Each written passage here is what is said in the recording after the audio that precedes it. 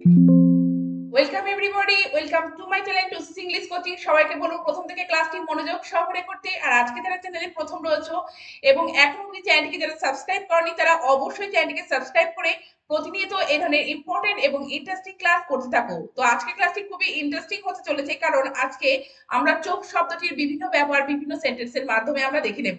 তো কোনো ব্যক্তির চোখে কিছু পড়া সেটি আমরা ইংলিশে কিভাবে বলতে পারি, বা বইতে চোখ বোলানো, বা কোনো ব্যক্তির চোখের সামনে কোনো কিছু ঘটা, কাউকে চোখে চোখে রাখা, খালি চোখে দেখা, বা কারোর প্রতি চোখ খুলে যাওয়া।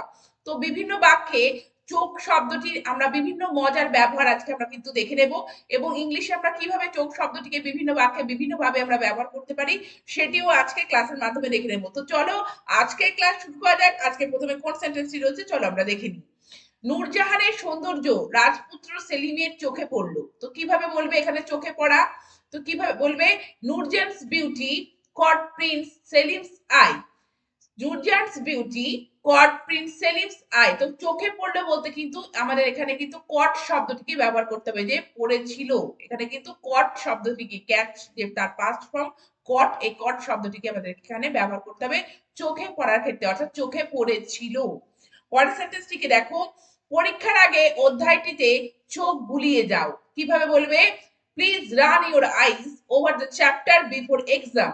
Please run your eyes over the chapter before exam. তো দেখো চোখ বুলানো ইংলিশে আমরা কিভাবে বলবো কোনো কিছুর উপর চোখ বুলিয়ে যাওয়া, সেটাকে বলে রান আইস। তো রান ইউর আইস মানে তোমার চোখটা কি করে নাও, বুলিয়ে নাও। ওভার দ্য চ্যাপ্টার অধ্যায়টিতে, before the exam, before exam মানে পরীক্ষার আগে। পরের সেন্টেন্সটি দেখো। সাধারণ মানুষের চোখের সামনেই দুর্ঘটনাটি ঘটে গেল। অর্থাৎ দুর্ঘটনাটি ঘটে গিয়েছিল সাধারণ মানুষের চোখের সামনেই। তো চোখের সামনে ইংলিশটা আমরা কিভাবে বলবো?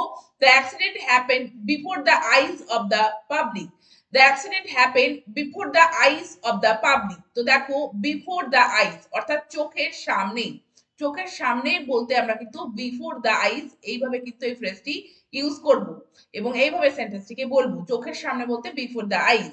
পরের সেন্টেন্সটিকে দেখো। লোকটার চোখের পলকে অদৃশ্য হয়ে গেল, মানে চোখ ফেলতে না, চোখের পলক পড়তে না পড়তেই অদৃশ্য হয়ে গেল। তো চোখের পলকে বলতে আমরা কিভাবে বলবো?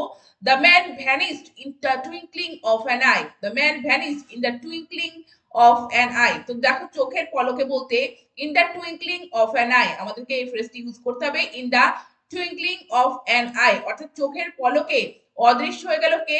লোকটি। পরের সেন্টেন্সটিকে দেখো। এই ঘটনায় ভৃত্যটির অসাধুতার প্রতি আমার চোখ খুলে গিয়েছে। তো চোখ খুলে যাওয়া ইংলিশে আমরা কিভাবে বলবো? The incident has opened my eyes to the dishonesty of the servant. The incident has opened my eyes to the dishonesty of the servant. তো দেখো ওপেন্ড মাই আইজ অর্থাৎ চোখ খুলে যাওয়া ইংলিশে আমরা কি বলবো? যে ওপেন সামওয়ানস আইজ। তো দেখো চোখ খুলে গিয়েছে কার সম্পর্কে? To the dishonesty of the servant মানে ভৃত্যটির অসাধুতার প্রতি। পরের সেন্টেন্সটিকে দেখো। পরের ধনসম্পদে অনেকের চোখ টাটায়, অর্থাৎ অনেকে ঈর্ষান্বিত হয়। তো চোখ টাটায় সেটিকে আমরা ইংলিশে কিভাবে বলবো?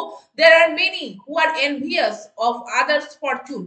there are many who are envious of others fortune. তো দেখো চোখ টাটানো বা ঈর্ষান্বিত হওয়া সেটিকে বলবে আমরা envious of, অর্থাৎ envious, envious আমাদেরকে এই ওয়ার্ডটিকে ব্যবহার করতে হবে। পরের সেন্টেন্সটি দেখো। এবছর কৃষিকাজের প্রতি সরকারের চোখ পড়েছে। তো চোখ পড়েছে, চোখ পড়া এটিকে আমরা কিভাবে বলবো? Agriculture has attracted the notice of the government this year. Agriculture has attracted the notice of the government this ইয়ার। তো দেখো চোখ পড়া সেটিকে আমরা কি বলবো? অ্যাট্রাক্টেড দ্য নোটিস, অর্থাৎ অ্যাট্রাক্ট দ্য নোটিস। তো এখানে agriculture has attracted the notice of the government this ইয়ার। তো চোখে পড়া বলতে কোনো কিছুকে আকর্ষণ করা, সেক্ষেত্রে কিন্তু অ্যাট্রাক্ট, অ্যাট্রাক্ট দ্য নোটিস। পরের সেন্টেন্সটিকে দেখো। ছেলেটিকে চোখে চোখে রাখো। তো চোখে চোখে রাখো মানে সব সময় খেয়াল রাখো ছেলেটির উপরে। তো চোখে চোখে রাখো ইংলিশে কি বলবে? Keep A watchful I on the boy. Keep A watchful I on the I, on the boy. অর্থাৎ দেখো চোখে চোখে রাখা বলতে কিন্তু ওয়াচফুল, ওয়াচফুল আই। পরের সেন্টেন্সটিকে দেখো। ছবিটি তৃষার চোখে পড়েছে। কিভাবে বলবে? The picture has caught Trisha's eyes.